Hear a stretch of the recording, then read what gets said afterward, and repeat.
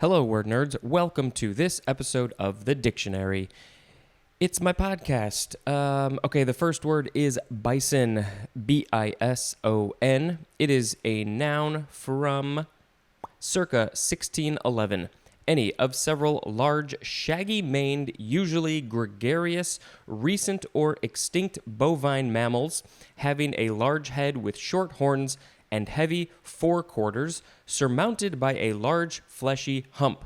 As A, the synonym wisent, I don't know this word, W-I-S-E-N-T, fascinating, and B, the 1C1 definition for the word buffalo. I've always known what the difference is, or I've always been curious to know what the difference is between bison and buffalo.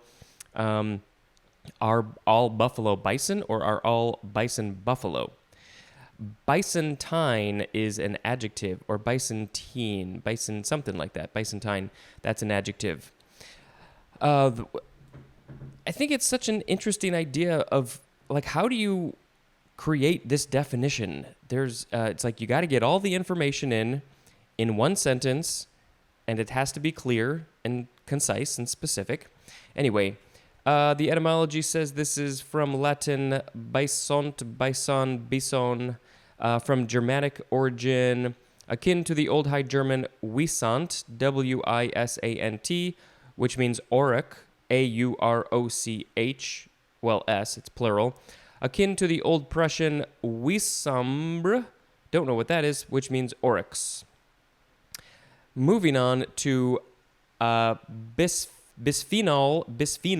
A, B-I-S-P-H-E-N-O-L, and then the letter A. Noun from 1951, an industrial chemical compound, C15H16O2, that is a component of several commercially useful types of plastic. I feel like I should have more to say about bison, but I don't know. There's an area maybe an hour or two away from where I live where I guess they have some bison and or buffalo roaming around. So I really want to go visit there and see them. I've never seen any bison or buffalo in person, but man, they are cool and large.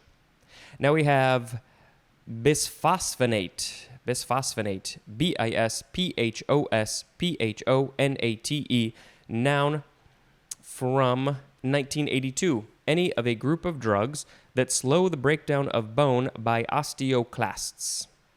This is from bis plus phosphonic acid, or phosphonic, which is an acid, maybe? It's an acid obtained from phosphine. Now we have bisque, B-I-S-Q-U-E. It is the first form, noun from 1647. 1A, a thick cream soup made with shellfish or game. Number 1B, a cream soup with pureed vegetables. Well, does it have shellfish or game, or does it just have vegetables? I don't know. Depends on who makes it, I guess. Number 2, ice cream. What? Containing powdered nuts or macaroons. You can call that a bisque? Okay. Can I have that, please? Now we have the second form of bisque. It is a noun from circa 1656. Odds allowed an inferior player as A point taken when desired in a set of tennis. I don't follow tennis, so I've never heard bisque in this context. B, an extra turn in croquet.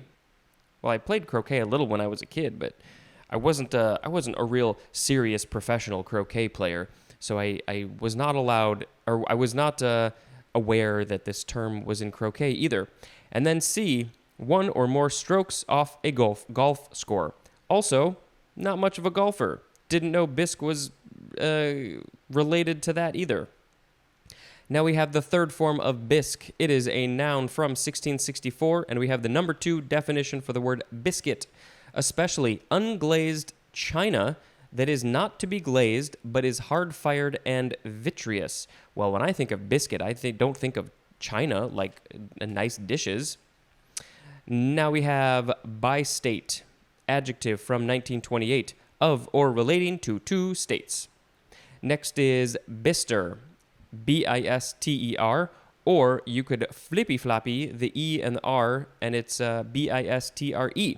Noun from circa 1751. 1. A yellowish brown to dark brown pigment used in art. Number 2. A grayish to yellowish brown. Bisturd is an adjective. Now we have bistort. B-I-S-T-O-R-T, noun from 1578. Any of several polygonums, P-O-L-Y-G-O-N-U-M-S, or is it polygonums? Especially a Eurasian perennial herb with twisted roots used as astringents. The scientific name for this Eurasian perennial herb is Polygonum bistorta. Well, I should probably find a picture of this one, right? Probably, possibly. Oh, says it's from Latin bis plus torta, which is the feminine of tortus, which is from the verb toquere, which means to twist. And there's more at the word torture. So maybe this herb, it says with twisted roots, so it twists around. Now we have bistro, noun from 1921. 1. A small or unpretentious restaurant. I mean, it could still be pretentious, right? 2a. A small bar or tavern. 2b. Synonym is nightclub. Now we have bisulfate, noun from 1814. An acid sulfate. Now we have bisulfide, noun from 1863, and we have the synonym disulfide. And next is a similar word, bisulfite. So we had bisulfate, bisulfide, and bisulfite. Noun from circa 1846, an acid sulfite. Don't know what those are. Next we have biswing, B-I hyphen, and then the word swing, like at a park. Adjective from 1937, made with a pleat or gusset at the back of the arms, as in bi-swing jacket. This is from the prefix bi plus swing, which is perhaps from the freedom of movement allowed by this jacket. So because of the pleats or the gussets in the back of the arms, your arms are allowed to maybe swing more freely. And you got two arms, most people do, so that's maybe why they put the bi in there. I'm swinging my arms. All right, our last word for this episode is bit, B-I-T. It is the first form. There are more forms in the next episode. Noun from the 14th century. 1A1, the biting or cutting edge of a part or, the biting or cutting edge or part of a tool. 1A2, a replaceable part of a compound tool that actually performs the function, as drilling or boring, for which the whole tool is designed. Now we have 1B, it is plural. The jaws of tongs or pincers, however you want to say that. Pincers. Number 2, something bitten or held with the teeth. 2A, the usually steel part of a bridle inserted into the mouth of a horse. 2B, the rimmed mouth end on the stem of a pipe or cigar holder. Number 3, something that curbs or restrains. And number 4, the part of a key that enters the lock and acts on the bolt and tumblers. We have a picture of the 2A definition for bit. That is the usually steel part of a bridle inserted into the mouth of a horse. Let's see. Oh, this is going to be difficult to describe. There's two main parts. Number 1 is the curb, and I think that's the part that actually goes maybe in the mouth. Sort of looks like an H, an oddly shaped H. And then number 2 is the snaffle. It almost looks like handcuffs. Two almost circular shaped, maybe like large D-shaped things that have horizontal lines coming out the backs of them, which lock together. That's the best I can do. Okay. So I should probably pick a word of the episode. I'm going to pick bisque, specifically the ice cream containing powdered nuts or macaroons. Sounds tasty. That is it for this episode. I think that's going to be it. Moving on, let's go to tomorrow's episode. Am I going to record it now? Maybe not. This has been Spencer dispensing information. Goodbye. Hello, word nerds. Welcome to this episode of the Dictionary Podcast. Things are happening, right? Today is June 19th. I am still recording this on May 31st. I actually recorded 2 episodes out of order. The last episode was recorded a couple of days, or maybe yesterday? I don't know. Doesn't matter. Who cares? Nothing matters. Okay. The first word is bit, B-I-T. This is a transitive verb from 1583. 1a, to put a bit in the mouth of. As an example of that would be a horse. 1b, to control as if with a bit. Number 2, to form a bit on.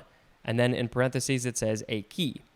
Now we have the third form of bit. It is a noun from before the 12th century. 1. A small quantity of food, especially a small delicacy. 2a. A small piece or quantity of some material thing. Now we have 2b1, a small coin. 2b2, a unit of value equal to 1/8 of a dollar. Well, that's an odd amount. Number 3, something small or unimportant of its kind, as 3a, a brief period. Synonym is while, W-H-I-L-E, not a whale. Did you hear me wrong? It's a while, as in wait a bit longer. 3b, an indefinite, usually small degree, extent, or amount, as in a bit of a rascal. Also as in every bit as powerful. Now we have 3C1, a small part, usually with spoken lines in a theatrical performance. Now we have 3C2, a usually short theatrical routine. Number 4, the aggregate of items, situations, or activities appropriate to a given style, genre, or role, as in rejected the whole bit about love, marriage, motherhood. That is a quote from Vance Packard. We have a few phrases. A bit. That the synonyms are somewhat and rather, as in the play was a bit dull. That's too bad for the play. Now we have a bit much. That means a little bit more than one wants to endure, as in finds his constant joking a bit much. Maybe that's what people think about me. We have another phrase, bit by bit, and that means by degrees. Synonym is also little by little, as in getting better bit by bit.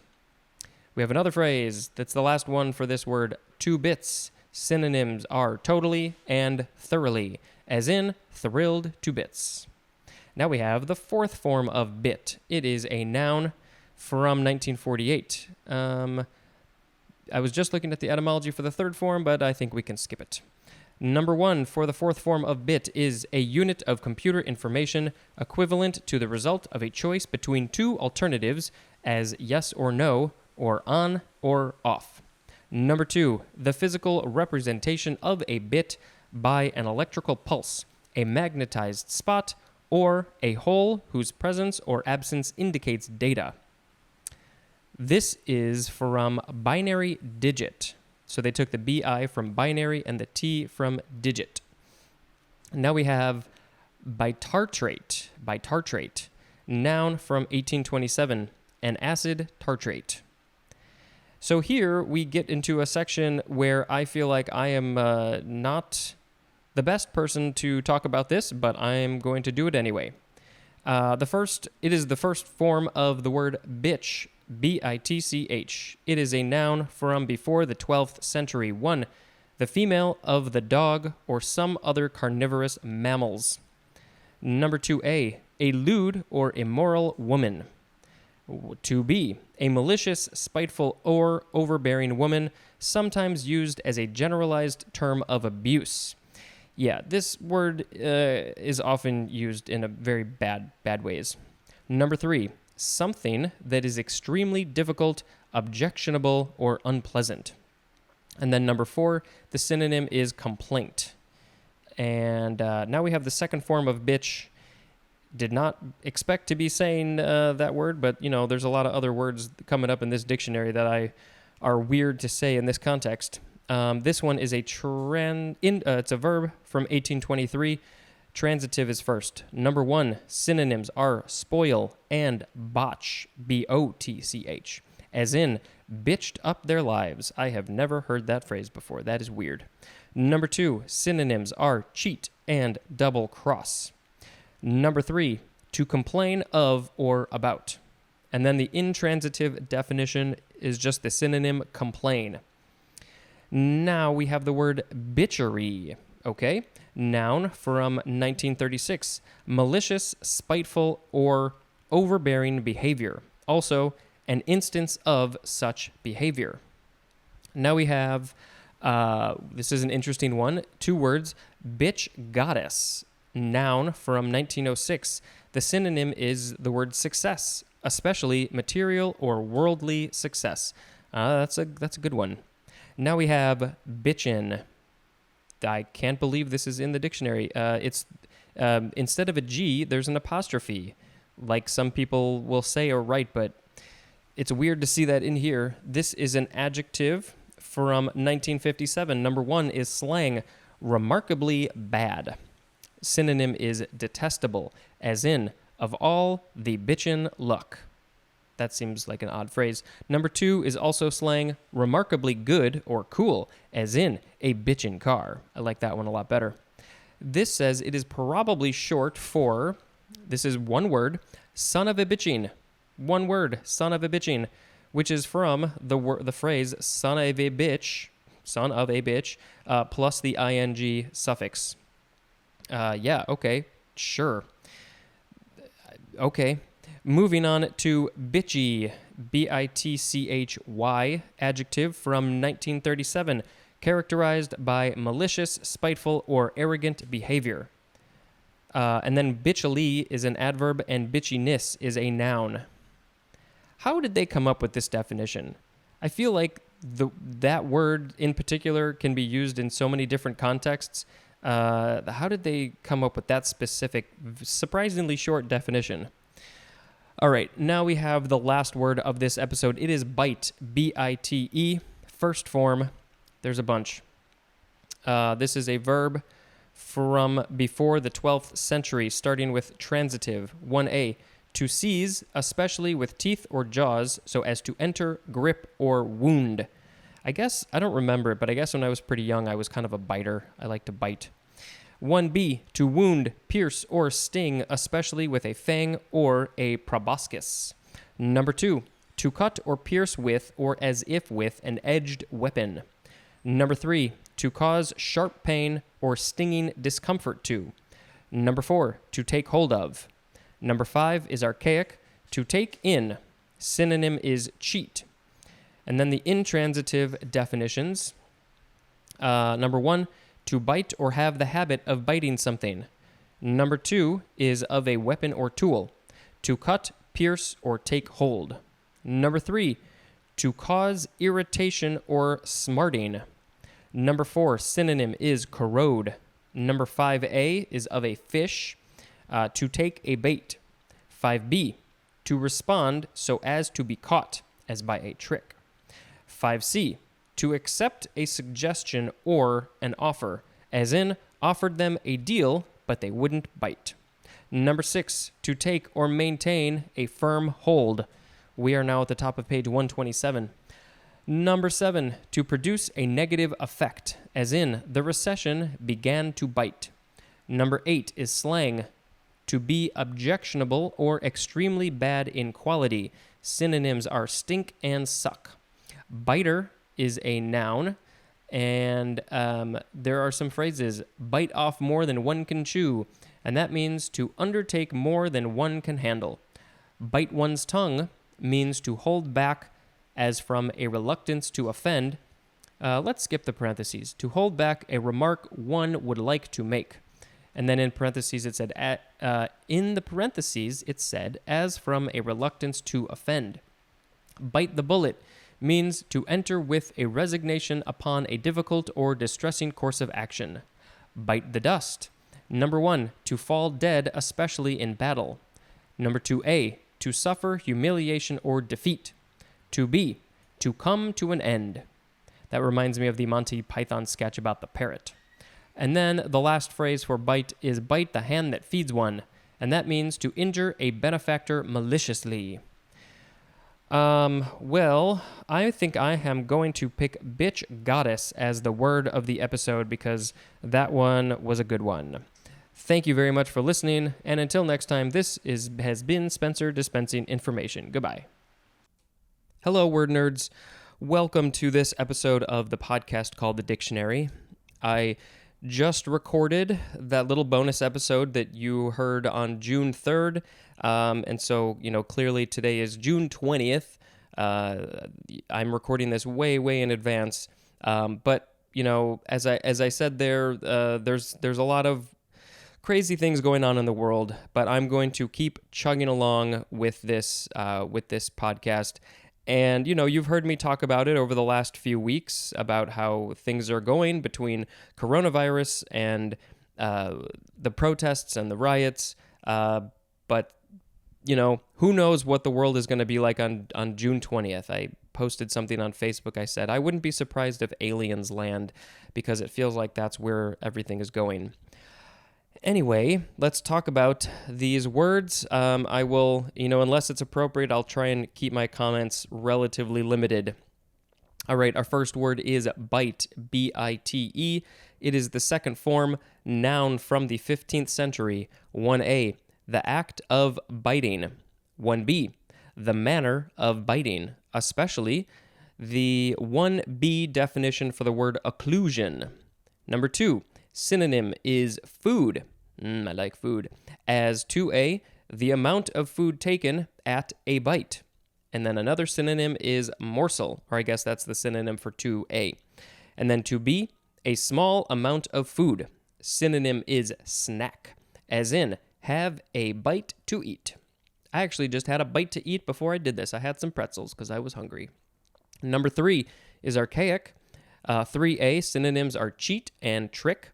And 3B, the synonym is sharper. Number 4, a wound made by biting. Number 5, the hold or grip by which friction is created or purchase is obtained. Number 6, a surface that creates friction or is brought into contact with another for the purpose of obtaining a hold. 7A, a keen, incisive quality. 7B, a sharp, penetrating effect. Number 8, a single exposure of an etcher's plate to the corrosive action of acid. Number 9, an amount taken usually in one's operation for one purpose. Synonym is share. And I think I pluralized or I possessified that word one, so it should be an amount taken usually in one operation for one purpose. And then number 10, synonym is soundbite. Now we have bite plate, 2 words, noun from circa 1922, a removable, usually plastic dental appliance used in orthodontics and prosthodontics as a device worn in the upper or lower jaw and used especially to reposition the jaw or prevent bruxism. Bruxism. No clue what that is. Something related to teeth, probably. And then B, we have the 3B definition for the word retainer. Now we have bite size, 2 words with a hyphen. Could also be bite-sized with a D. Adjective from 1947. 1, of a size that can be eaten in one bite. There are a lot of things that are not bite-sized that people often eat in one bite, though. As in, bite-sized pieces of chicken. We also call them nuggets. Number 2, being or made small or brief, especially so as to be easily manageable. As in, bite-sized tasks. Also as in, bite-sized essays. I love me some bite-sized candy bars, though. Next is bite wing, 1 word noun from 1938. A dental x-ray film designed to show the crowns of the upper and lower teeth simultaneously. My dentist appointment was canceled because of the coronavirus, so I should probably reschedule that sometime in the relatively near future. Next is biting with an ing, adjective from the 14th century, having the power to bite, as in a biting wind. Especially able to grip and impress deeply, as in a biting wit. Bitingly is an adverb. Next is biting louse, 2 words, noun from 1896. Any of numerous wingless insects, where did it go? That are parasitic, especially on birds, called also bird louse. And the order name is Malophaga. Next we have biting midge, 2 words. Midge is M-I-D-G-E, noun from 1945. Any of a family of tiny biting dipteron flies, in which some are vectors of filarial worms. I feel like that was something from a Dr. Seuss book. The family name is Ceratopagonidae. Next is bitmap, 1 word, noun from 1982. 1. An array of binary data representing a bitmapped image or display. Also, a file containing such data or data. Number 2, a bitmapped image or display. Next is bitmapped, adjective from 1978, of relating to or being a digital image or display for which an array of binary data specifies the value of each pixel, as in bitmapped graphics.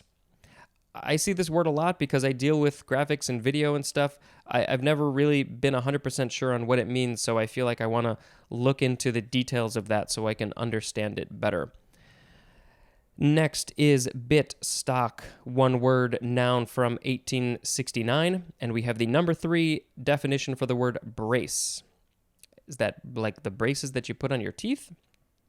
Next is bitsy, B-I-T-S-Y, adjective from 1905, and we have the synonym tiny, and the etymology says this is from itsy bitsy. Next is bit, B-I-T-T. It is the first form, noun from 1593. 1. A post or pair of posts fixed on the deck of a ship for securing lines. And then number 2, we have the number 1 definition for the word bollard, B-O-L-L-A-R-D. This is probably from Middle French, bit, ultimately from the Old Norse biti, B-I-T-I, which means beam. Now we have the second form of bit. It is a transitive verb from 1769, to make a cable fast about a bit. I think that has to do with the number 1 definition for bit. Next is our last word, bitter, B-I-T-T-E-R. It is the first form, adjective from before the 12th century. 1a, being or inducing why did they write it this way? Being or inducing the one of the 4 basic taste sensations that is peculiarly acrid, astringent, or disagreeable and suggestive of an infusion of hops. Compare to the synonyms salt, sour, and sweet.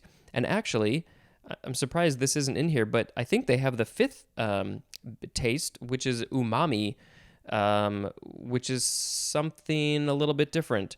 Also, I've heard for a while, but especially recently, that the whole idea of having different places on your tongue for the different taste sensations is not true. You can taste all of them on all parts of your tongue. So I'm not really sure how that came to be. I am not a fan of bitter. I don't like hops. I don't really like coffee. I will have coffee on occasion, but it's got to be it's got to have a lot of sweet stuff in there for me to like it. So for some reason, my brain just doesn't care for bitterness. But some people, bitter chocolate? Nope, I don't like bitter chocolate. That dark stuff? Nope, nuh-uh. But some people love it. It's weird.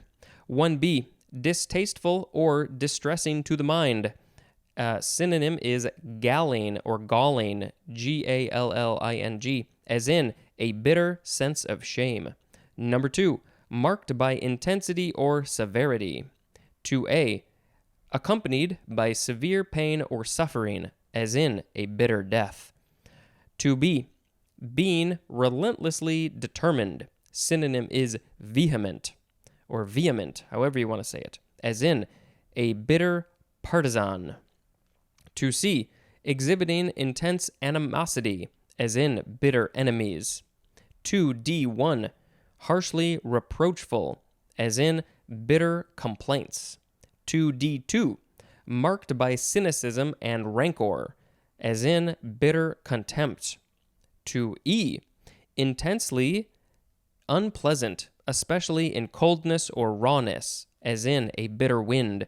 We get that a lot in Chicago, not because it's the windy city, doesn't have anything to do with the wind, but we do get very cold winters sometimes, and that wind goes right to the bone. Number 3, expressive of severe pain, grief, or regret, as in bitter tears. Bitterish is an adjective, bitterly is an adverb, and bitterness is a noun. So the word of the episode is going to be, which one did I like the best? I'm going to pick bite size with the hyphen as the word of the episode because it reminds me of bite size candy bars, and those are the best. That is it for this episode. Thank you very much for listening, and this has been Spencer dispensing information. Goodbye. Hello, word nerds. Welcome to this episode of, what is this called? It's called The Dictionary. It's by podcast, and I hope you are enjoying it. The first word is bitter, bitter. It is the second form noun from before the 12th century. 1, bitter quality. 2A is plural, bitters. A usually alcoholic solution of bitter and often aromatic plant products used especially in preparing mixed drinks or as a mild tonic. I don't know if I've ever tried bitters by themselves, but I am very curious to see what they taste like. I don't think I would like it, though. Number 2B is British, a very dry, heavily hopped ale. Next is the third form of bitter. It is a transitive verb from the 12th century, to make bitter, as in bittered ale. Next is the fourth form of bitter. It is an adverb from 1749, to a bitter degree, as in it's bitter cold. I am currently sitting in my bedroom and I'm hearing what I think is some cat claws on the bedroom door. I believe Audrey would like to get in and hang out, but I am not going to let her. It's very distracting. Oh, now she's meowing. Next is bitter almond, 2 words, noun from 1601. An almond with a bitter taste that contains amygdalin, amygdalin. Also, a tree producing bitter almonds. The scientific name for this tree is Prunus dulcis amara. Next is bitter brush, 1 word, noun from 1910. A much-branched shrub of the rose family that grows in arid western North America that has 3-lobed leaves and yellow flowers and is valuable for forage. The scientific name is, let's see, what is this? Because it goes on to the next line, Purshia tridentata. Next is bitter cress, 2 words, noun from circa 1890. Any of a genus of herbs of the mustard family that produce flat pods and wingless seeds. The genus name is cardamine, cardamine, cardamine. Yep. Next is bitter end, 2 words. It is the first form, noun from 1827. The last extremity, however painful or calamitous. Bitter ender is a noun, and that has a hyphen. Which, it's interesting, the etymology says it's perhaps from the second form of bitter end, which is it's a weird meta little thing. But now let's read the second form of bitter end. It is a noun from circa 1862, the inboard end of a ship's anchoring cable. It is from bitter, which is a turn of cable around the bitts. Ooh, and if you remember in the last episode, we talked about the bit, which is a thing that you'd wind a cable around or something. Next we have bittern, bittern. It is the first form, noun from 1515. Any of various small or medium-sized, usually secretive secretive herons. That's the bird, I think. And that's the end of that sentence. But there's some parentheses, especially the genera Botaurus and Ixobricus.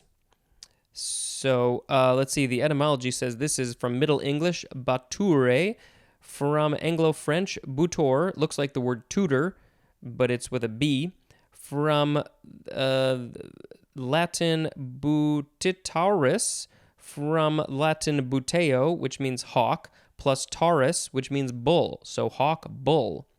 Fascinating stuff. Isn't it? Now we have the second form of bittern. It is a noun from 1682. The bitter water solution of salts that remains after sodium chloride has crystallized out of a brine. Next is bitter orange, 2 words, noun from 1849, and we just have the synonym sour orange. Is this a thing? It's like an orange that maybe tastes like a lemon? I would like to try one of these.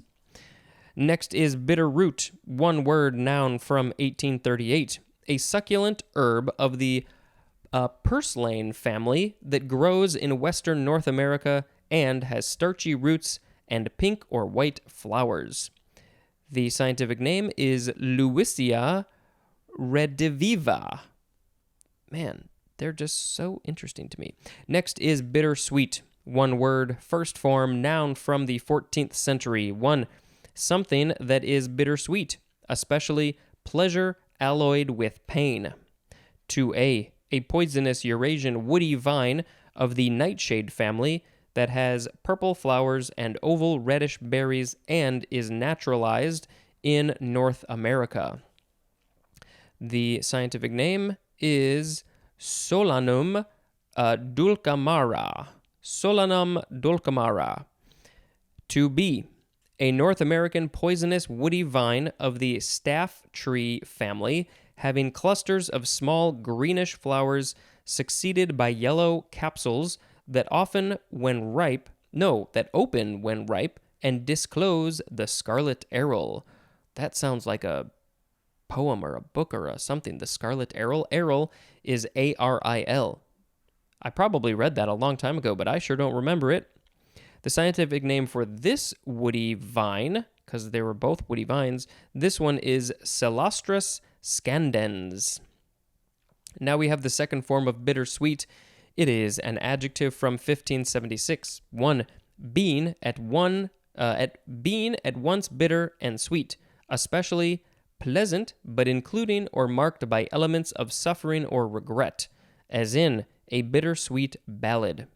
Number 2, of or relating to a prepared chocolate containing little sugar. Oh, if it's got little sugar, I'm not interested in it. Bittersweetly is an adverb, and bittersweetness is a noun. And our last word for this episode is bitterweed. 1 word, noun from 1819. Any of several American plants containing a bitter substance, as a, either of 2 ragweeds. And now we have 1, so this would be A1, a low-growing common ragweed, and the scientific name is Ambrosia artemisifolia. And then A2, synonym is horseweed. And now we have B, an annual yellow-flowered sneezeweed. What? There's a sneezeweed? The scientific name for that is Helenium amarum. And then it looks like there's another one called Helenium tenuifolium. I swear I'm not making these words up. Now we have C, an erect annual composite herb of the southwestern U.S. that has yellow flowers and is poisonous to livestock, so keep it away from the animals. The scientific name for this one is Hymenopsis odorata. Well, that was fun. I think I am going to pick bittersweet as the word of the episode because, this is a thing that happens a lot in life. There are good things and bad things, and sometimes they come together. And when something bad happens, you can often find a silver lining. So, you see the good, but you know that there was some bad, like when somebody dies, they've been sick for a long time. It's bittersweet because you know they're not suffering anymore, but they've passed on, which is sad. So this is a typical feeling in life. I know that I have felt bittersweetness a lot in my life. So that is the word of the episode. Thank you very much for listening. And until next time, this has been Spencer dispensing information. Goodbye. Hello, word nerds. Welcome to this episode of this podcast. It's called The Dictionary. The first word is bittock, B-I-T-T-O-C-K, noun from circa 1802. It is chiefly Scottish, and it means a little bit. Next is bitty, B-I-T-T-Y. It is the first form adjective from 1892, chiefly British, made up of or containing bits, especially not cohesive or flowing.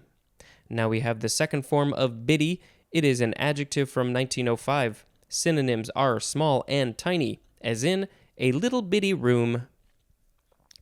Next is bitumen or bitumen or bitumen. Lots of ways to say it. B-I-T-U-M-E-N. Let's see. From the 15th century. It's a noun. Number 1, an asphalt of Asia Minor, used in ancient times as a cement and mortar. Number 2, any of various mixtures of hydrocarbons as tar, often together with their non-metallic derivatives that occur naturally or are obtained as residues after heat derivatives that occur naturally. Did I read this twice? Oh boy, let's start this one over. Any of various mixtures of hydrocarbons as tar, often together with their non-metallic derivatives that occur naturally or are obtained as residues after heat refining natural substances as petroleum, specifically such a mixture solution in carbon disulfide. Bituminization is a noun and bituminize is a transitive verb. Now we have bituminous. It is an adjective from 1620. 1, containing or impregnated with bitumen. I want to say bitumen, but maybe that might be how the Brits pronounce it. Number 2, of or relating to bituminous coal. That is our next word, bituminous coal. 2 words, noun from 1827. A coal that when heated yields considerable volatile bituminous matter, called also soft coal. Now we have bi-unique. That's 1 word, adjective from 1941. Being a correspondence between 2 sets that is 1-to-1 in both directions. Bi-uniqueness is a noun. What is this? Being a correspondence between 2 sets that is 1-to-1 in both directions. I don't know what that means. Next we have bivalent, first form adjective from 1869. 1, synonym is divalent.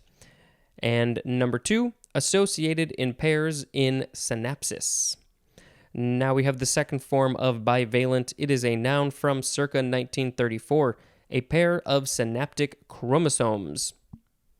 Now we have the first form of bivalve, adjective from 1661, being or having a shell composed of 2 valves. Next is the second form of bivalve. It is a noun from 1683, any of a class of typically marine mollusks, as clams, oysters, or scallops, that have a 2-valved hinged shell and usually filter feeders and lack a distinct head. The scientific name is, bivalvia. I wonder if that's the family name. And then Pelecypoda or Pelecypoda.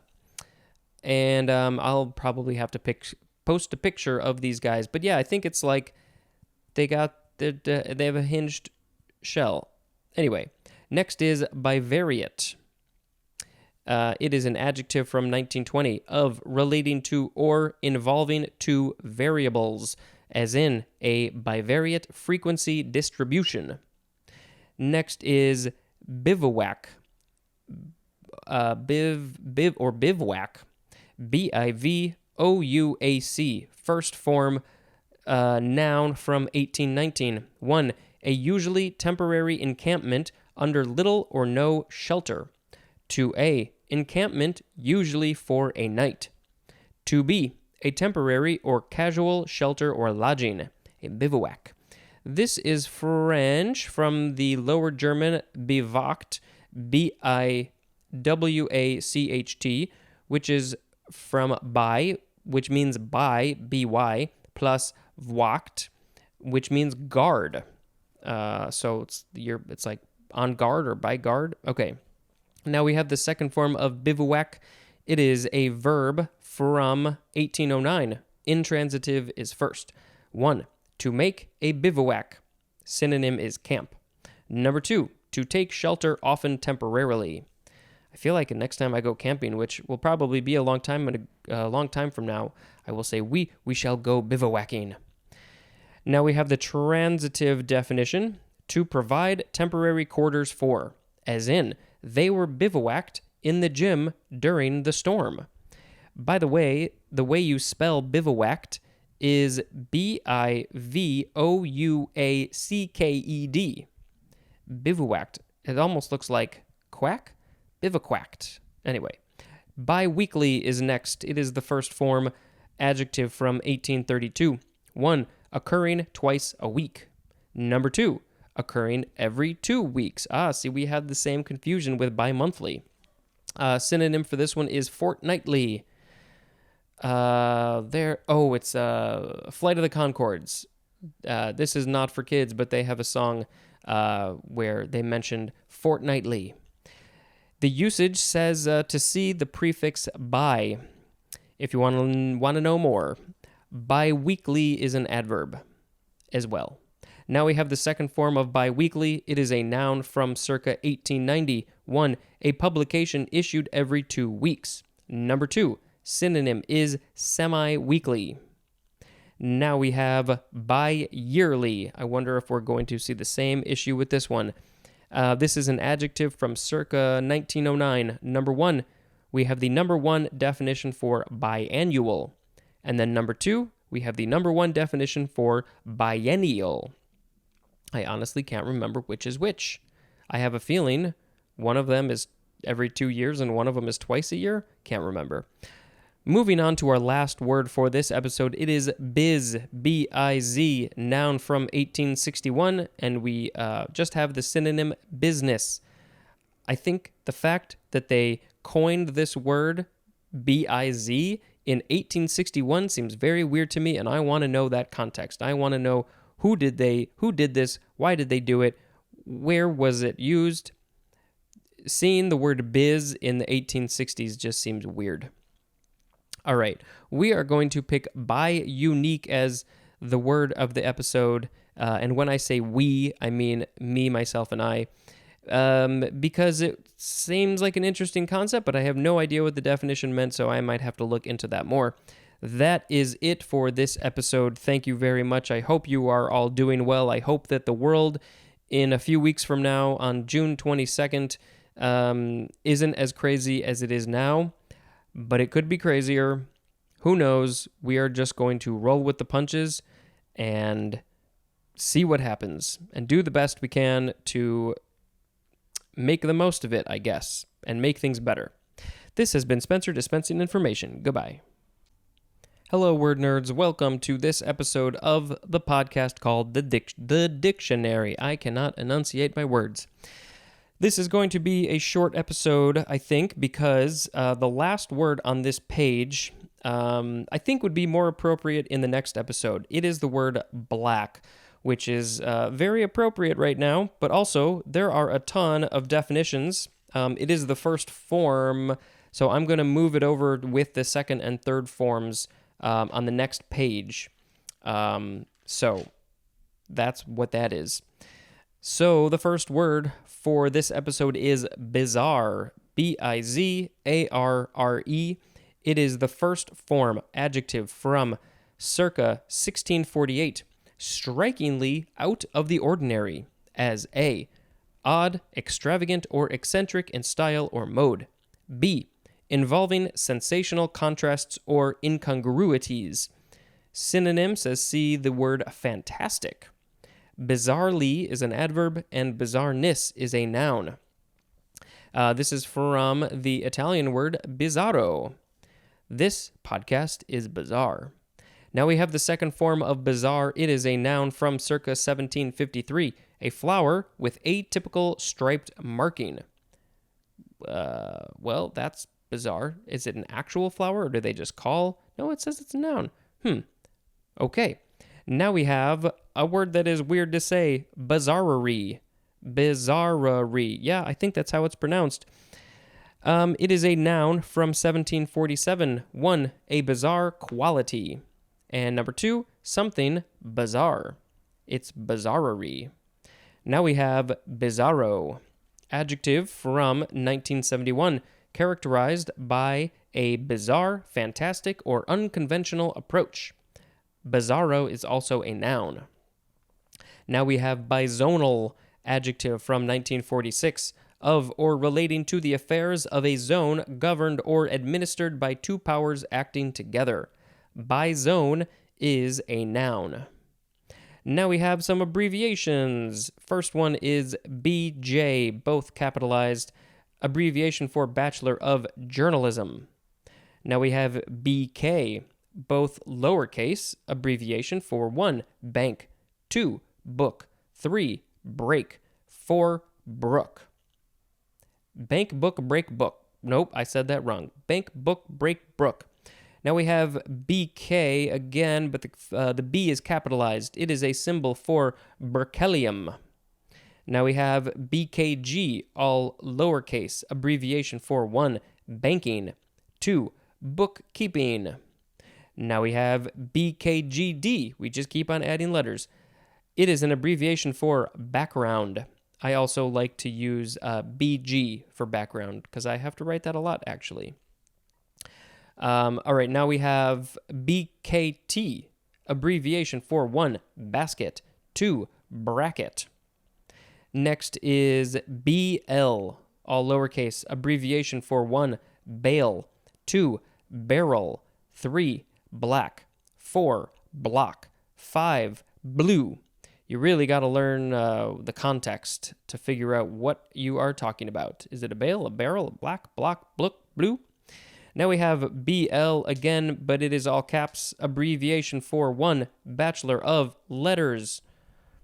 What is that bachelor degree? Letters? Okay, number 2, baseline. 3, bill of lading. That's the third time I think I've seen lading recently. 4, breadth, length. There's a hyphen in between those two words, breadth and length. Next word is blab, B-L-A-B, first form, noun from the 14th century. 1 is archaic, 1 that blabs. Synonym is tattletale. Number 2, idle or excessive talk. Synonym is chatter. Blabby is an adjective. I like that one. Number 2, now second form of blab, it is a verb from the 15th century. Intransitive is first. 1, to talk idly or thoughtlessly.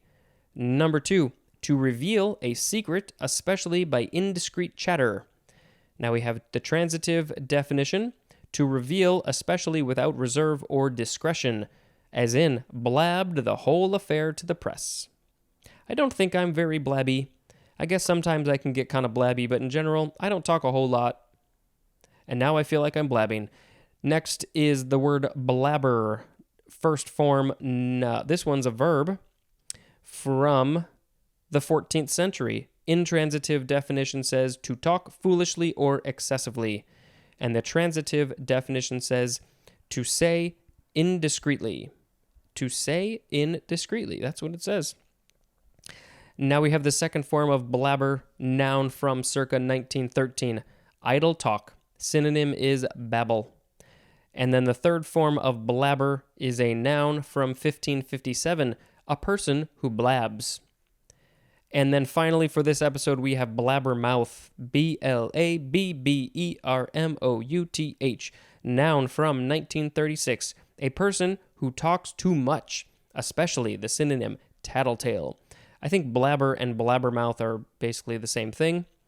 So I am going to pick blabbermouth as the word of the episode because it just sounds funny. That's all. So that was it for the page 127. I'm going to have to figure out how to organize the next page, 128, because I'm adding like 20 lines to it from the word that I'm skipping. With that, I will end this episode. Thank you very much for listening. And until next time, this is Spencer dispensing information to you. Goodbye. Hello, word nerds. Welcome to this episode of The Dictionary. We are at the bottom of page 127, moving on to the top of page 128. Today is, I think it's June 24th. Yes. So we are in an interesting section of the book. For the next 7 plus episodes, 1, 2, 3, 4, 5, 6, 7, 7 plus episodes, all of these words are starting with the word black, or the prefix black, or at least those 5 letters. So I predict that we are going to come across some of these words are going to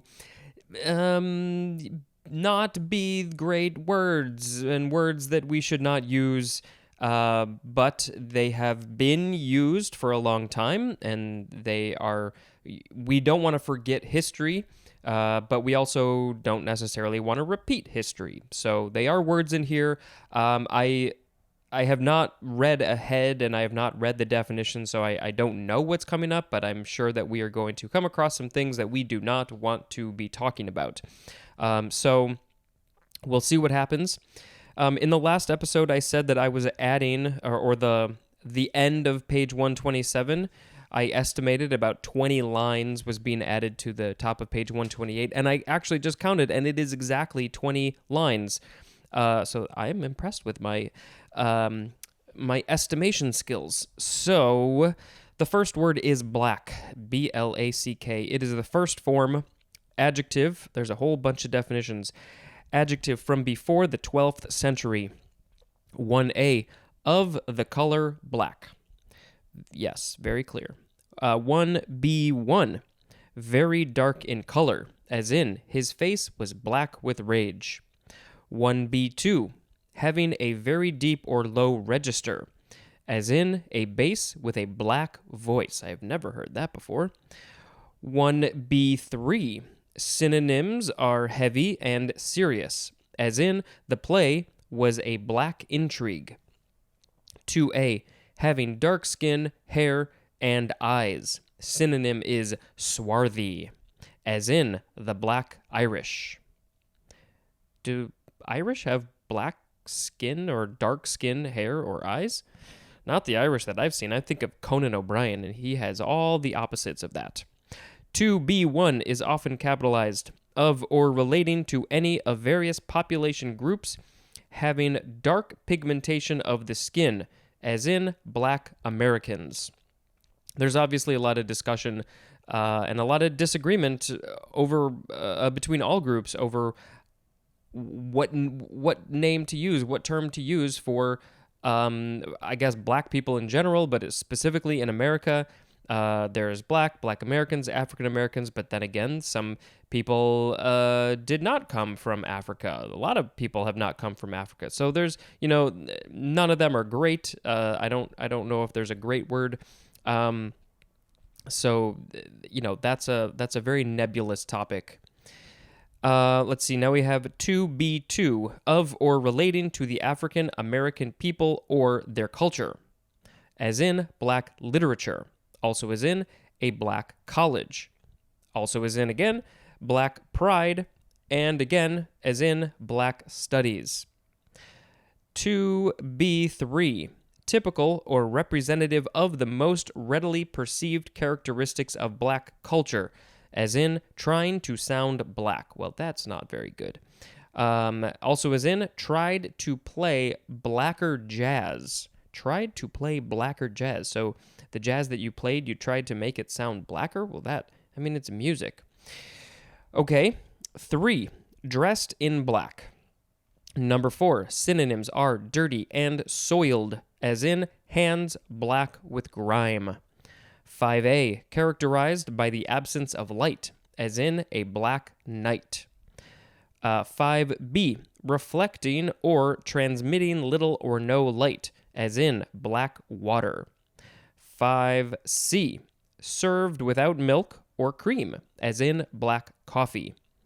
As Special Agent Dale Cooper in Twin Peaks says, he likes his coffee, I think he says, black as midnight on a moonless night. 6A, thoroughly sinister or evil. Synonym is wicked, as in a black deed. I think it is very unfortunate, an unfortunate stream of luck that, it's not always meant this way, but the idea of black, like in this definition, evil or wicked or sinister, that's just what we think of. And unfortunately for people who have darker pigmentation of their skin, it often gets there's often that connotation, that connection, and it's unfortunate that their skin color had to end up representing evil and wickedness just because it was darker. And for whatever reason, we see light as happy and good and dark as evil, and that's some serious bad luck. And I think about that a lot, even though it may not be meant that way. That's what's there. Like I said, we are going to be talking about things that suck. Okay, 6B, indicative of condemnation or discredit, as in got a black mark for being late. 7, connected with or invoking the supernatural and especially the devil, as in black magic. 8A, very sad, gloomy, or calamitous, as in black despair. Oh, I just hit the microphone because I had a burp coming and I was going to tap my chest, but I hit the mic instead. Mics don't burp. 8B, marked by the occurrence of disaster, as in Black Friday.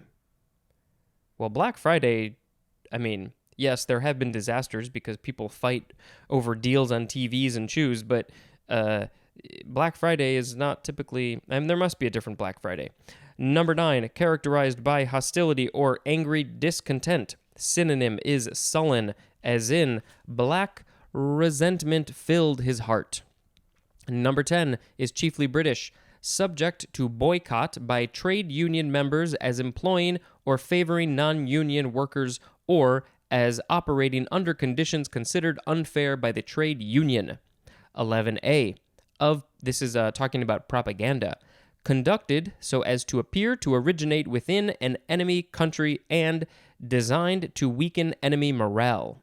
11B, characterized by or connected with the use of black propaganda, as in black radio. Number 12, characterized by grim, distorted, or grotesque satire, as in black humor. Number 13, of or relating to covert intelligence operations, as in black government programs. Blackish is an adjective and the name of a TV show, which I've heard is very good, and I actually haven't seen it. Blackly is an adverb, and blackness is a noun. Now we have the second form of black. It is a noun from before the 12th century. 1, a black pigment or dye, especially one consisting largely of carbon. Number 2, the achromatic color of least lightness characteristically perceived to belong to objects that neither reflect nor transmit light. Number 3, something that is black, as 3A, black clothing, as in looks good in black. I think everybody looks good in black, right? 3B, a black animal, as a horse. 4A, a person belonging to any of various population groups having dark pigmentation of the skin. This depends on where in the world these people live. Typically, it's in the warmer climates around the equator because there's a lot more sunlight, and because of evolution, they needed to have dark pigmentation. And then the more north or south you go, people's skin gets lighter and lighter. For B, synonym is African American. Number 5, the pieces of a dark color in a board game for 2 players as chess. Number 6, total or nearly total, let me try that again, total or nearly total absence of light, as in the black of night. Number 7, the condition of making a profit, usually used with the word the, as in operating in the black, compared to the synonym red. And the reason for that, if you don't know, is because typically when the accountants are doing the books for a business, when they've lost money, they write that in red ink, and then when they've made money, they write that in black ink. That's why Black Friday after Thanksgiving is called Black Friday, because that is when businesses usually start making money, or make a lot of their money for the year. Now we have the third form of black. It is a verb. Verb from the 13th century. The first one is intransitive, and it means to become black. And now we have the transitive definitions. 1, to make black. Number 2 is chiefly British, to declare as a business or industry subject to boycott by trade union members. Now we have, I think it is pronounced black alder or black alder, 2 words. That second word is ALDER. It is a noun from 1805, and the synonym is the number 1 definition for the word winterberry. Now we have blackamoor. It looks like it's one word, BLACKAMOOR. It is a noun from 1547, a dark-skinned person. Okay, especially the 4A definition for the word black, which maybe we should just remind ourselves real quick what that one is. There is no 4A for that. What are you talking about, book? What 4A for the word black? It doesn't say if it's first form, second form, or third form. So is it the second form? Maybe it is. A person belonging to any of various population groups having dark pigmentation of the skin. Yes, thank you. I call it a blackamoor. Okay, this is, because it says it's an irregular form from the word black plus moor, which I don't know enough about this, but I believe Othello was a Moor in old-timey Europe. The Moors were black. Are black? Are there still Moors? I don't know. Like I said, I don't know anything about this, but I guess they combine the words to make blackamoor. Now we have black and blue, 3 words with hyphens, adjective from the 14th century. Darkly discolored from blood, effused by bruising. I think we've all had some black and blue marks before. Next is black and tan, 3 words with hyphens, adjective from 1850. 1, having a predominantly black color pattern with deep red or rusty tan, usually on the feet, breeching and cheek patches above the eyes and inside the ears. That's probably talking about an animal. Number 2, favoring or practicing proportional representation of whites and blacks in politics. Well, I'm not in politics, so I haven't heard that, but I believe it.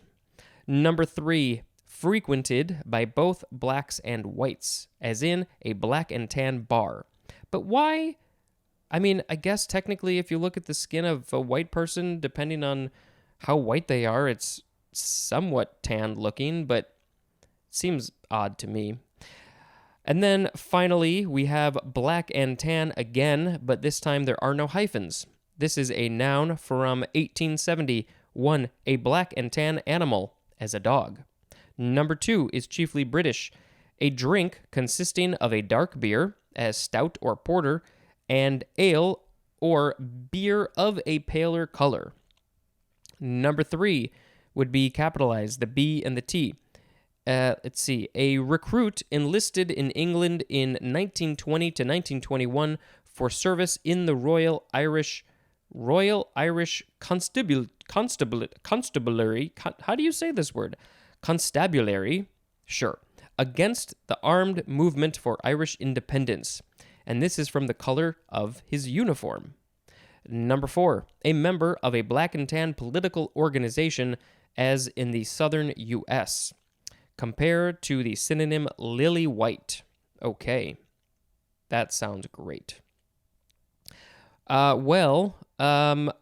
think I will pick blackamoor as the word of the episode because that came out of left field for me. I had no idea. I'm familiar with black and I'm familiar with moor, even though I don't know a lot about the moors. But blackamoor I was not familiar with.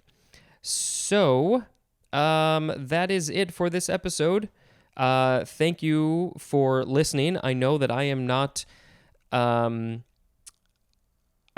the right person to talk about issues of for black people. I am aware of that. I am aware that I sound like an idiot.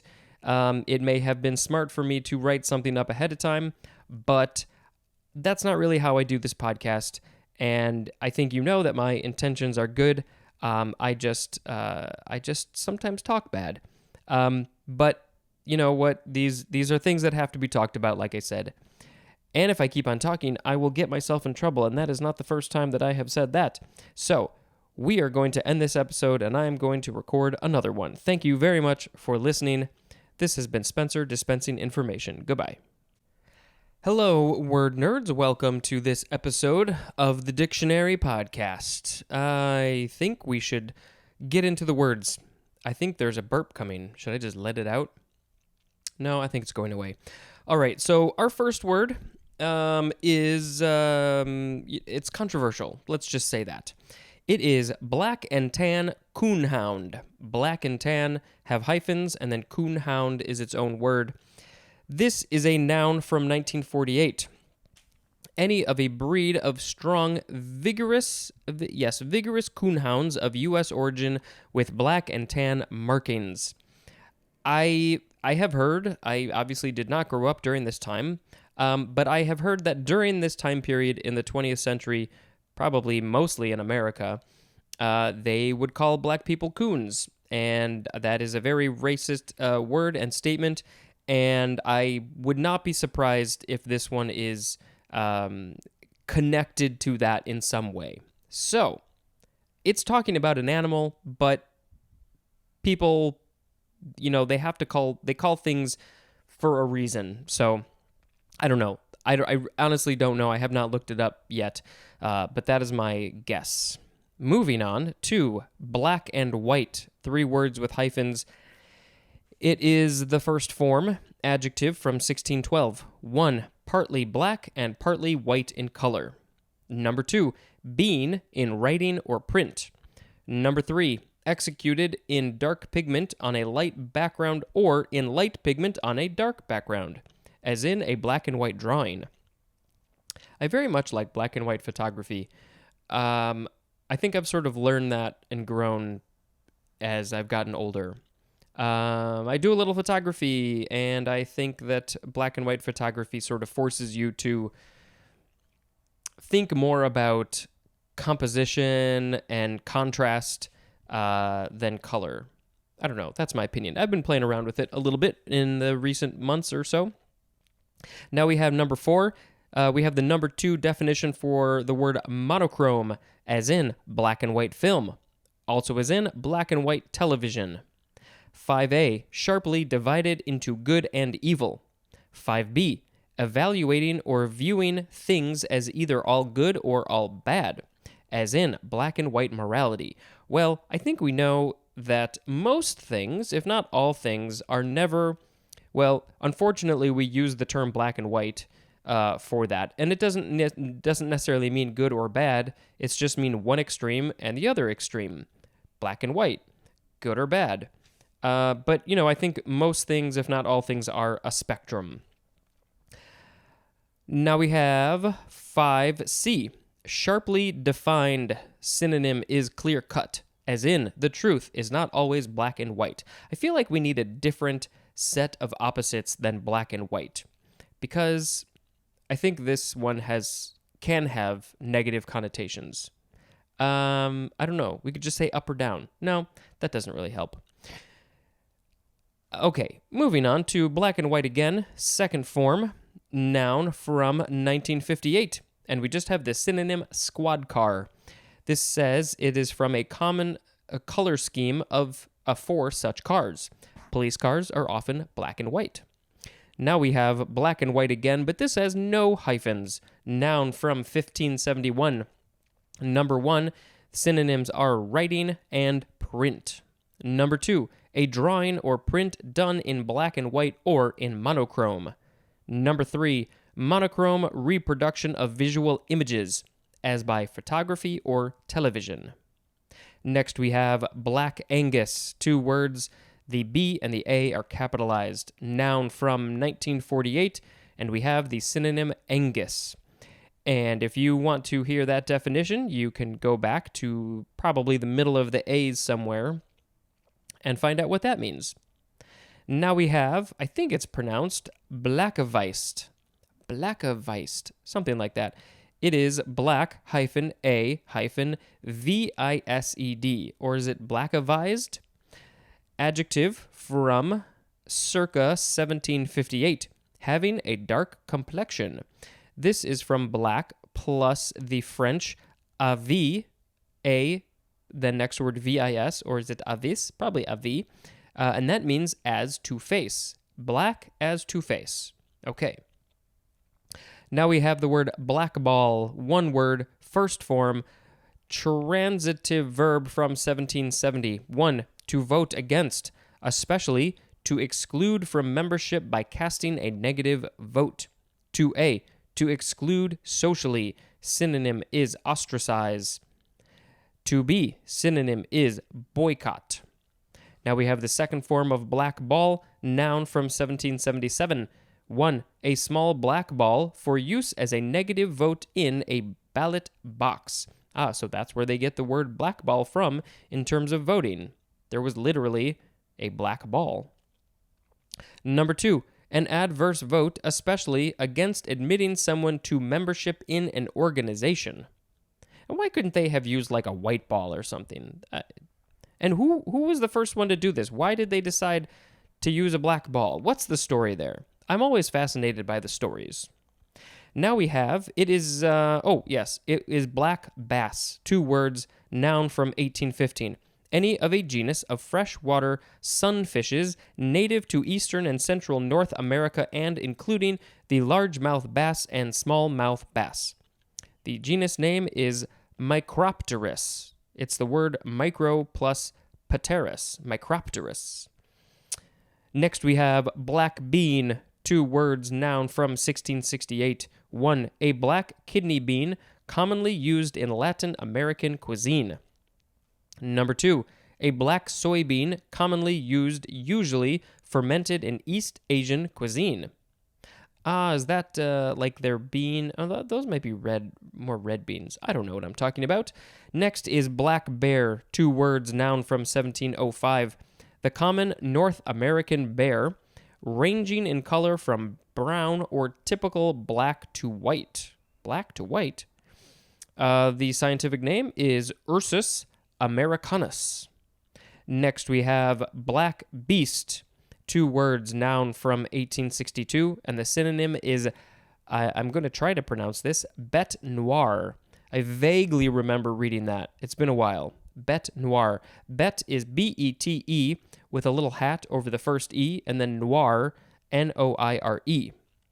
Now we have black belt, 2 words, first form, noun from 1870. 1, an area characterized by rich black soil. Number 2 is often capitalized, both of the B's, an area densely populated by blacks. Now we have the second form of black belt. It is a noun from 1939, one who holds the rating of expert in various arts of self-defense, as judo and karate, or is it karate? Also, the rating itself. I think I took 1 or 2 classes in some sort of martial arts, probably, well, I used to say karate, but I think karate is more appropriate.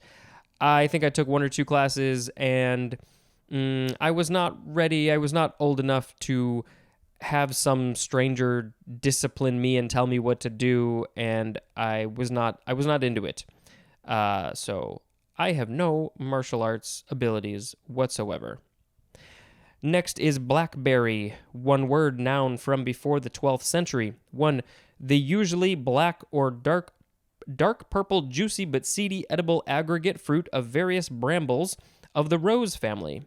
And the genus name is rubus, Rubus. Number 2, a plant that bears blackberries.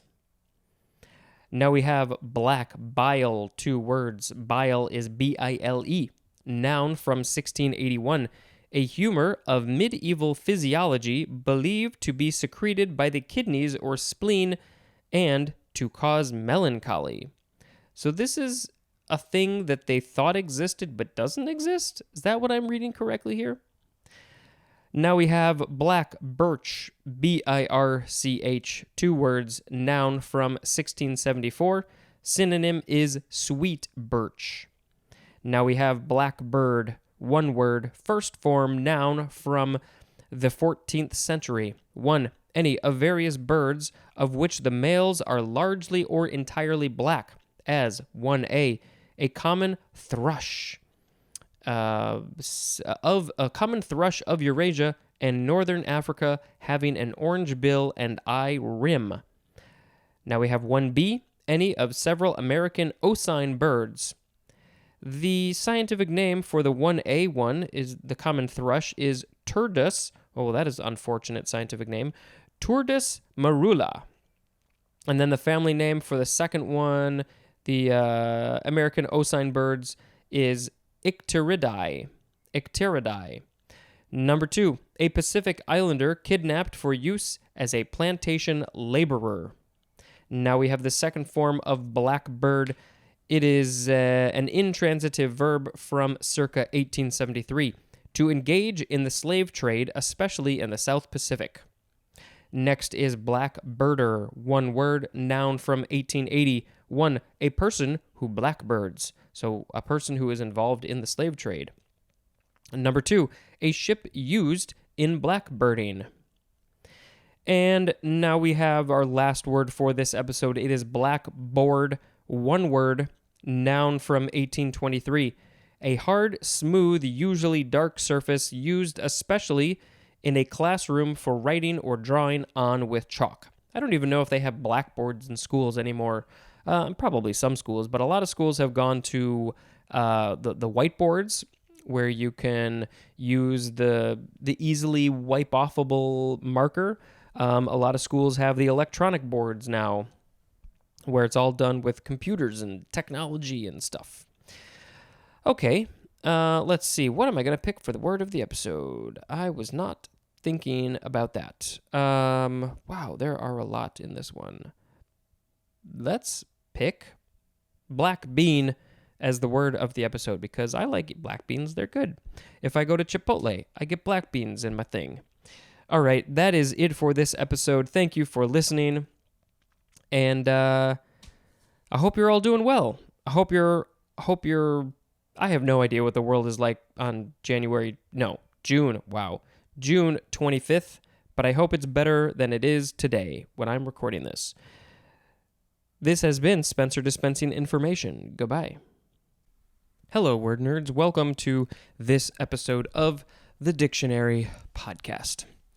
Let's see. Do I have anything to say? Yes, there are so many things to say, but, I think I said a fair amount of that in the last couple episodes, probably.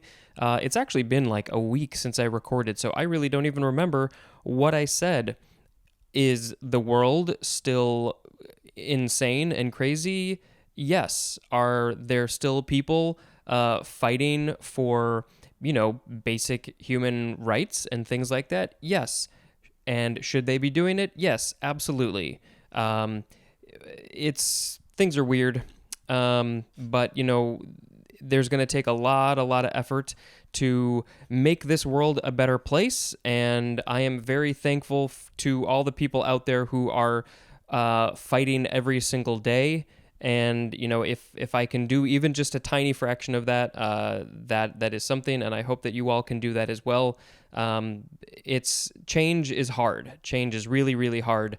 but it is necessary. It's kind of the only thing that it happens. Change is inevitable. Entropy. I've been hearing a lot about entropy recently. So change has to happen, and we absolutely need that all over the world, but especially in this country, and it is coming. It's not easy, and it's not quick, but it is coming. Okay. Today, I think, is June 26th. I'm not recording it on June 26th. It's actually June 13th when I'm recording this. The first word is black body. One word.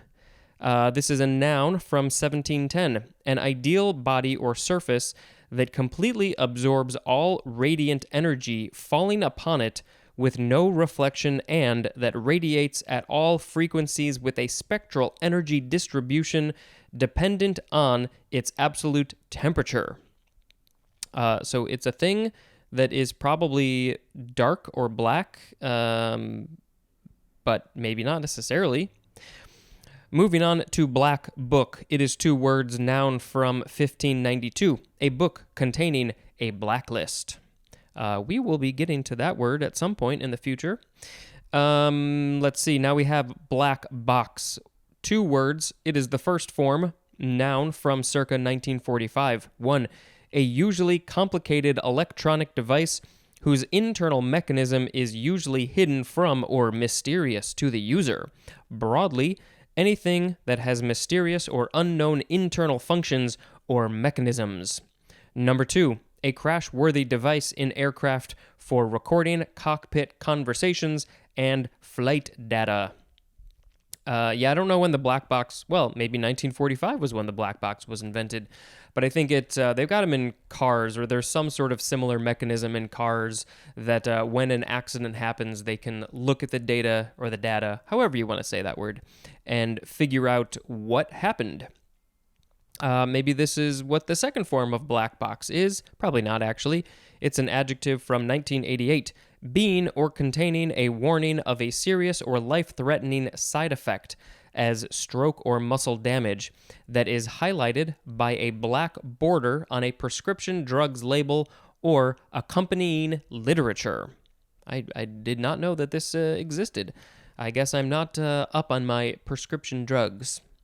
Now we have black buck, one word, noun from 1850, an antelope native to India and adjacent regions in which the male has spirally twisted horns and a chiefly dark brown coat, and the female a chiefly yellowish fawn coat. I was doing a little scanning of these words for this episode, and there were a bunch that have to do with animals or plants, things like that. There's a lot of things like that are called the black something. And so we are going to be seeing, I think, a lot of those in the upcoming episodes. And so I hope that means that I will be posting a lot of pictures on Instagram. I have not been doing so much of that recently at the time of recording because there were a lot of words that were more ideas than physical things that I could show in a picture. So if you have been sad that I wasn't posting as much, that's why. All right. Now we have black cap. It is one word, noun from 1667. 1. Any of several birds with black heads or crowns, as 1a, a small gray European warbler with a black crown. The scientific name for this European warbler is Sylvia atricapilla. And then 1b, the synonym is chickadee. And then number 2, synonym is black raspberry. And I forgot to mention the scientific name for the antelope, the black buck, is Antilope cervicapra. I don't know if it's antilope or antelope. Usually they're Latin, so every letter essentially gets a syllable, if that makes any sense. But, I think I got it close enough. Now we have black-capped, capped. There's a hyphen. It is an adjective from 1781, and it is talking about a bird having the top of the head black. It's a black-capped something or other bird. Now we have black carib, The B in the black is capitalized, and then the C in carob is also capitalized. This is a noun from 1901, and we just have the synonym garafuna. I do not know what that is, so I don't know if I pronounced it correctly, but now I'm curious to know what a garafuna is. Now we have black cherry, 2 words, noun from 1720. 1. A large cherry of eastern and central North America having drooping clusters of small white flowers and astringent black or dark purple fruits. Also, the fruit. Number 2. The strong reddish-brown wood of the black cherry used especially for cabinet work. Well, why is it typically used for cabinet work? Could it be used for other things? Could they use other woods for cabinet work? I don't know. I'm always impressed with people when they can look at something that was made out of wood, either a cabinet, a piece of furniture, or a floor, or walls, or whatever it is, and they just know what that wood is. I think Nick Offerman can do that. I never studied the trees, so I don't know those things. By the way, the scientific name for the large cherry, the number 1 definition, is Prunus serotina. Moving on to black cock. Okay, this is not what it sounds like for all you people with your minds in the gutter. This is 1 word, noun from the 15th century. It is chiefly British, and the synonym is black grouse. Specifically, the male black grouse. That's a bird, I think. A grouse. Next is black cod, C-O-D, 2 words, noun from 1887. A large gray to blackish bony fish of the Pacific coast that is an important food fish and has a liver rich in vitamins, called also sable fish. The scientific name is Anoplopoma fimbria. Anoplopoma fimbria, of the family Anoplomapidae. Why do I put myself through trying to pronounce these words? Do I have some sick masochism that I have to try and pronounce these? I don't know. Next is black cohosh. I don't know if I said that correctly. It is C-O-H-O-S-H. Black cohosh. Noun from 1828. A bugbane of the eastern U.S. What's a bugbane? The scientific name for this guy is Simicifuga racemosa, or Chimicafuga racemosa. I hope that somebody can call in or email me or message me and tell me all of the scientific Latin names that I've mispronounced. Next is black crappie, 2 words, noun from circa 1827. A silvery, black mottled sunfish of eastern and central North America having 7 or 8 protruding spines on the dorsal fins. What determines whether it is 7 or 8? No clue. The scientific name for this is Pomoxis nigromaculatus. Yep. Next is black-crowned night heron. I told you there was going to be a lot of animals and things. Black-crowned is hyphenated, and then night heron are their own words. Heron, H-E-R-O-N, in case you didn't know. Noun from 1844. A widely distributed night heron having a black crown and having a black crown and back gray wings, or should that say black gray wings? I don't think so. Black crown and back, gray wings. Oh, black crown and back, comma, gray wings and white underparts. I thought that said underpants, but it doesn't. It says white underparts. The scientific name is Nycticorax. Nycticorax. Oh, it's this Nycticorax twice. What is it? Bison. I think the scientific name for bison is just bison. Okay. Next is black currant. Current is C-U-R-R-A-N-T. It's not the current in the water. It's a currant. I don't know how the right way to say it. I always said black currant. Noun from 1629. A European perennial currant bearing aromatic edible black berries that are used especially in flavoring liqueur as cassis or cassis. I think it's a French word, so it might be cassis. C-A-S-S-I-S. Also, the fruit. Black currant is a fruit. The scientific name for this currant is Ribes nigrum. I feel like I'm speaking gibberish. Next is black damp. D-A-M-P. 2 words, noun from 1836. A carbon dioxide mixture occurring as a mine gas and incapable of supporting life or flame. So everything is damped out. Next is Black Death. We've been hearing a bit about this recently, considering the pandemic that we are going through. It is a noun from 1758. Number 1, we have the 2B definition for the word plague. Number 2, a severe epidemic of plague, and especially bubonic plague, that occurred in Asia and Europe in the 14th century. The etymology of this is from the black patches formed on the skin of its victims. I'm guessing that it was necrosis of the skin. The skin was dying, and it turned black. Hopefully I'm correct about that. Next, we have black diamond, 2 words, noun from 1763. 1, dense black hematite. Hematite. I'm guessing that's some sort of rock or diamond. Number 2 is plural, so black diamonds. And we have the number 3A definition for the word coal. And number 3 is the synonym is carbonado, but it's the 3rd form specifically of carbonado. I thought that we would see the, maybe it's not an important enough definition, but when you go skiing, aren't some of those routes called black diamonds? I think, maybe. Now we have black duck, noun from 1637.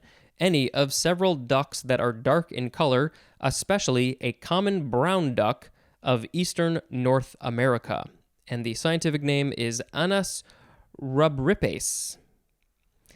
And I think we're going to do one more for this episode. It is black dwarf or black dwarfs. The 2 words, noun from 1945. A very small, cooled remnant of white dwarf that emits no detectable light. So if I'm remembering my science classes correctly, this is what can happen to a star, depending on the size of it, and there are probably other factors as well. It will basically die in different ways. Yes, it's the remnant of a white dwarf. So if it's a white dwarf star, then when it dies, it can turn into a black dwarf, which means it's dead. There's no light coming out of it anymore. There's no fusion happening of the chemicals, the molecules inside. I'm trying to remember. I just heard not too long ago the specific name for what type of star we have. It's not a red giant. It might be a medium red. I don't know. I should know this, but I don't. So that is all the words. Well, I feel like there were some good ones in here. I particularly like science and the cosmos and stuff, so I am actually going to pick black dwarf as the word of the episode. Thank you very much for listening to me say these things from this big book. Until next time, this is Spencer dispensing information. Goodbye. Hello, word nerds. Welcome to this episode of the podcast called The Dictionary. They are coming at you every single day, so if this is your first episode, go back many, many episodes. Wow, there's must be over 500 now. I'm not really keeping track of that. That's not my job. That's the computer's job. There's a lot of episodes, so go back to the beginning and listen. And thank you all all of you who are regular listeners. I appreciate you listening and downloading, and even if none of you existed, I would still be doing this because this is super fascinating to me and educational, and there's a big burp coming on, I think. We'll see. It'll probably surprise me in the middle of this episode. The first word is blacken, B-L-A-C-K-E-N. This is a verb from the 14th century. To become dark or black, as in, the sky blackens. That was the intransitive definition. Now we have a couple transitives. Number 1, to make black. Number 2, synonyms are defame and sully, as in blackened her reputation. Blackener is a noun. That is the thing that is doing the blackening, I guess. There we go. Now we have blackened. So it's the same word with an ed at the end. This is an adjective from 1979. Wow, it's not as old as I would have expected. Just to say this first, I was very confused about what this word meant when I was many years younger, and I know to this day people still get confused by this. It means coated with a mixture of spices as garlic powder and cayenne pepper and fried over extremely high heat. When I was younger, I thought that this just meant something was cooked until it was black and charred. And, even though I did like things that were kind of well done, this did not sound super appealing to me. But when I found out what it really meant, it was very tasty, and I like things that are blackened with garlic powder and cayenne pepper. That's super tasty. So if you were afraid of trying something that was blackened, if you like those flavors, maybe you should try something that's blackened. Next, we have Black English. 2 words, the B and the E are capitalized. Noun from 1968. A non-standard variety of English spoken by some African Americans, called also Black English Vernacular. I have mixed feelings about this one. I think a lot of you probably have mixed feelings about this one. There are other terms that are like this, I believe, and it doesn't seem like it's something that is very nice to say.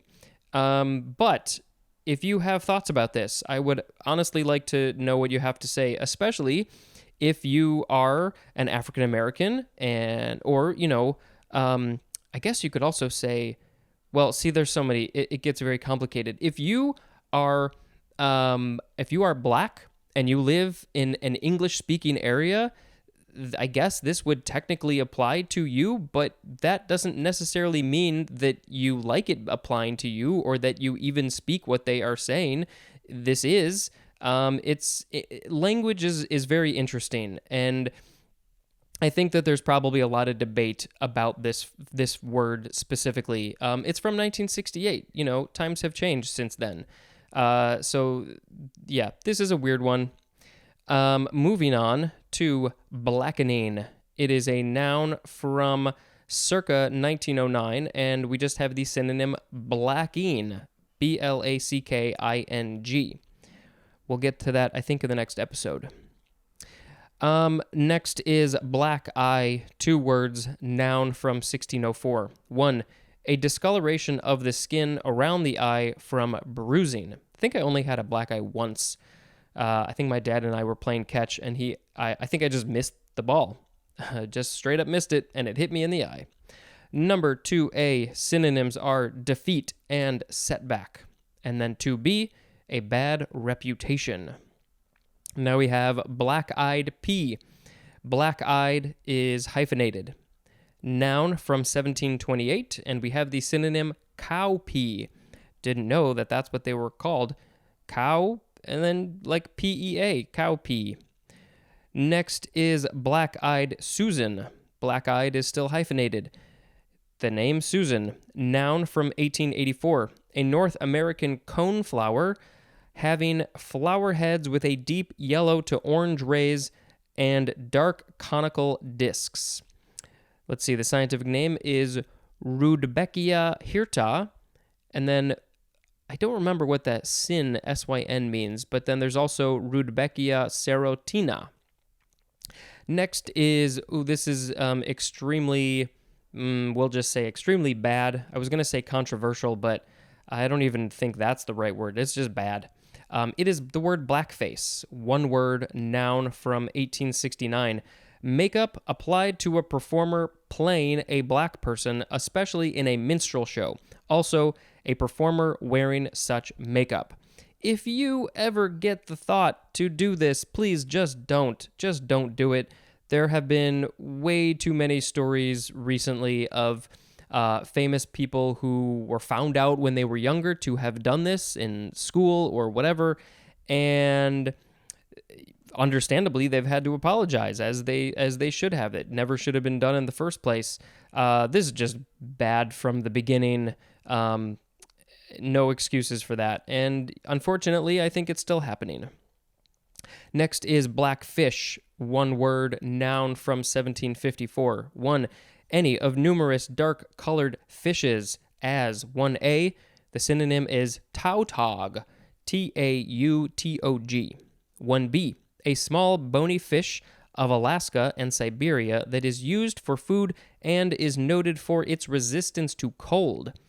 The scientific name is Dalia pectoralis of the family Umbridae. And then number 2, any of several small-footed whales. No, it's not footed. They don't have feet. Well, I guess that depends on your definition of feet. Any of several small-toothed whales, especially the pilot whale. I didn't know about the pilot whale. Next is black flag, 2 words that are hyphenated. It is a transitive verb from 1963. To signal a race car driver to go immediately to the pits.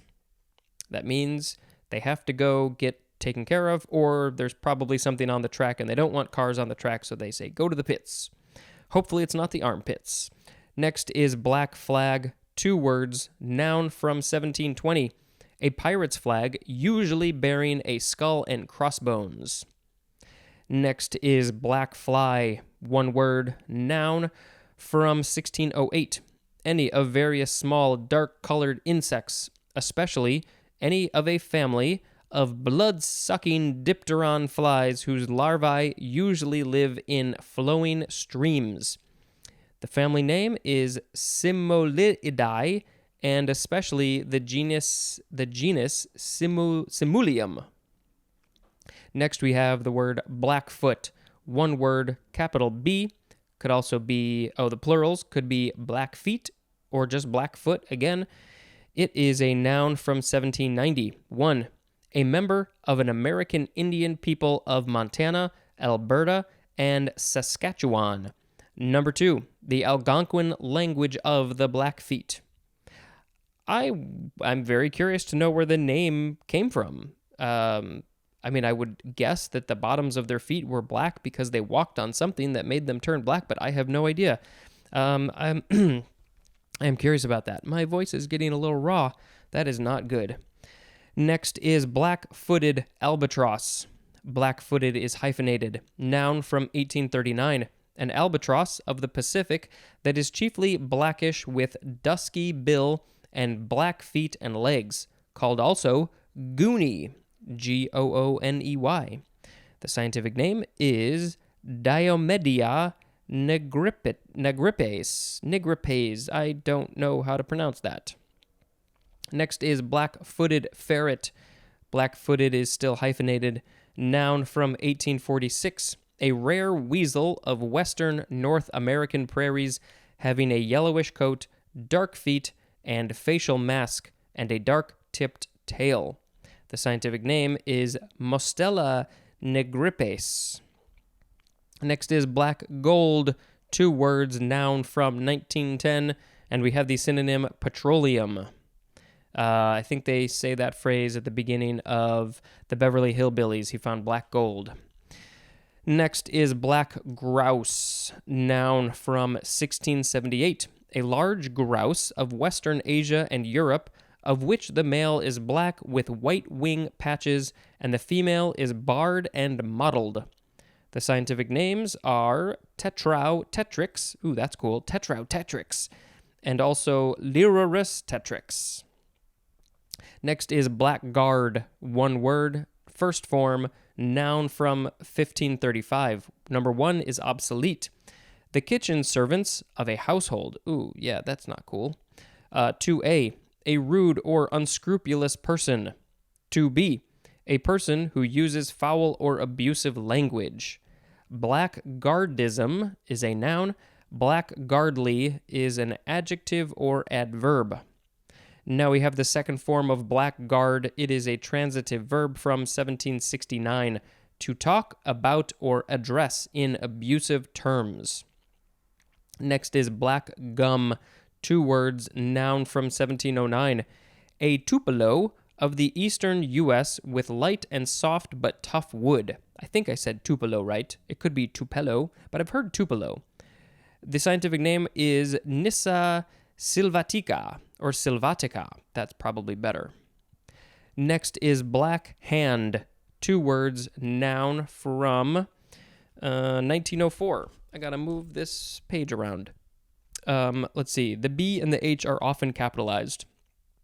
A lawless secret society engaged in criminal activities as terrorism or extortion.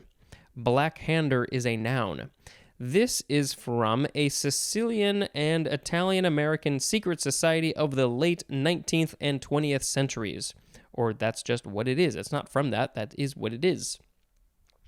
And we are going to do one more for this episode. It is blackhead, 1 word, noun from circa 1837. 1, a small plug of sebum blocking the duct of a sebaceous gland, especially on the face.